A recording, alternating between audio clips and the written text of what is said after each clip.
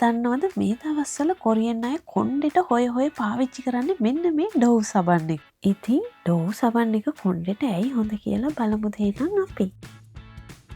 හැබැයි මේ හැම ඩෝව් සබන් එකක්ම අපේ කොණ්ඩෙට හරියන්නේ නැහැ. ඒ වගේම තමයි මේ සබන් එක මොන වගේ අයටද වඩාත් සුදුසු. මේ හැමදේම දැනගන්න නම් ඔයා ඉතින් වීඩියෝ එකත් එක්ක අන්තිම වෙනකන් ඉන්න. නැත්නම් ඔයාට විශේෂ දේවල් මගහැරෙන්න පුළුවන්. ඩෝව් සබන් එක ගත්තොත් මේක නිකන් සබන් වලට වඩා ගොඩක් වෙනස්. මොකද නිකන් සබන් හදනවා වගේත් නෙමෙයි මේක හදලා තියෙන්නේ. මේකේ ගහලා තියෙනවා ඔයාලට පේනවද බියුටි බා කියලා. ඇත්තටම මේක නිකන් සබන් එකක් නෙමෙයි, ටිකක් විශේෂ සබන් එකක් කිව්වොත් හරි. ඉතින් මේ විශේෂ සබන් එකෙත් ගොඩක් ಜಾති තියෙනවානේ. මේ අතරින් ඔයා තෝරගන්න ඕනේ සෙන්සිටිව් ඩෝව් සබන් එක. හරිද? ඒ වගේම තමයි මේඩ් ඉන් USA. මේඩ් ඉන් USA සබන් එකේ සෙන්සිටිව් ඩෝව් සබන් එකේ සිංක් ඔක්සයිඩ් අඩංගු වෙලා නැහැ. අනිත් ඒවා සිංක් ඔක්සයිඩ් අඩංගු වෙලා තියෙනවා. සිංක් ඔක්සයිඩ් අපේ ස්කැල්ප් එකට ඉච්චරම හොඳ නැහැ. ඉතින් ඔයාට හොඳම දේ තමයි සිංක් ඔක්සයිඩ් නැති මේඩ් ඉන් USA ඩෝව් සබන් එක පාවිච්චි කරන එක. ඔයාලට පේනවනේ මේ දෙකේම සෙන්සිටිව් කියලා ගහලා තියෙනවා. හැබැයි එකක සිංක් ඔක්සයිඩ් තියෙනවා, අනිත් එකේ සිංක් ඔක්සයිඩ් නැහැ. ඉතින් ඔයාලට හොයාගන්න ලේසි තියෙන එක මේ වගේ ලා නිල් පාට එක. අනිත් එක මේ පාට. හැබැයි මේ වෙනකම් මට මේඩ් ඉන් USA ඩෝව් සබන් එක කොරියාවේ ඇතුළේ නම් හොයාගන්න බැරි වුණා. මේක ගිය වෙලාවක ගෙනාපු එකක්. ලංකාවේ තියෙන ඩෝව් සබන් කොහේ නිෂ්පාදනය කරපු එකක්ද කියලා පොඩ්ඩක් කමෙන්ට් එකක් දාගෙන යන්න දන්න අය ඉන්නවනම්. ඇයි මේ ඩෝව් සබන් එක පාවිච්චි කරපුවාම කොණ්ඩේ හැලෙන එක අඩු වෙනවා කියන්නේ? ඒකට එක හේතුවක් තමයි pH අගය. සාමාන්‍ය සබන් වල pH අගය 9ත් 10ත් අතර. හැබැයි මේ ඩෝව් එකේ තියෙන්නේ pH අගය 6යි. ඉතින් ඒක එක හේතුවක් තමයි අපේ කොණ්ඩේ හැලෙන එක නවතින්න. මොකද එතකොට අපේ ස්කැල්ප් එක ඩැමේජ් වෙන එක අඩු වෙන නිසා. ගොඩක් වෙලාට අපේ කොණ්ඩේ යන එක හේතුවක් තමයි අපේ මේ හිස් කබල. එතකොට මේක පාවිච්චි කරපුවම අපේ හිස් කබල නිරෝගීව තියාගන්න පුළුවන්.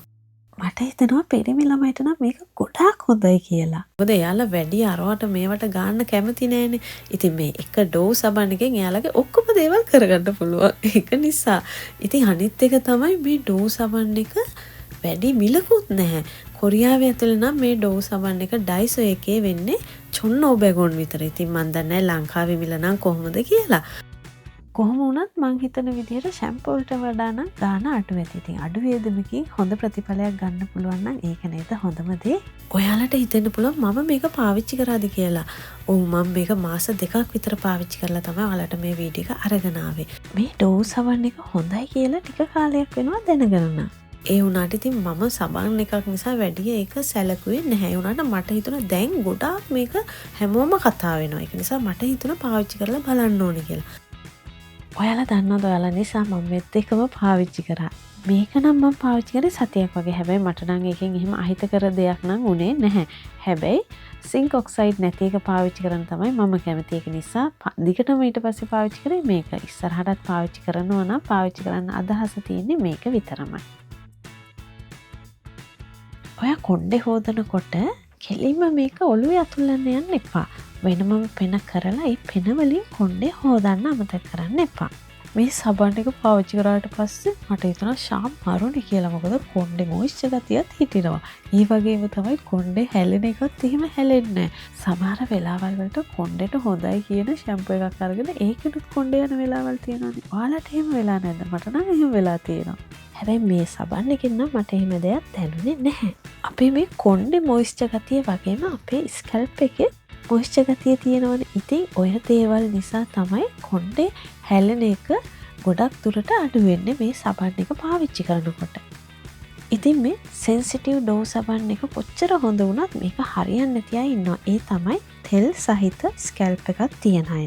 ඉතින් එයාලට මේක හරියන්නේ නැහැ. ඒ වගේම තමයි ඔයාගේ හිස් කබල එක ප්‍රශ්න තියෙන කෙනෙක් නම් ඒත් මේක පාවිච්චි කරන්න යන්න එපා.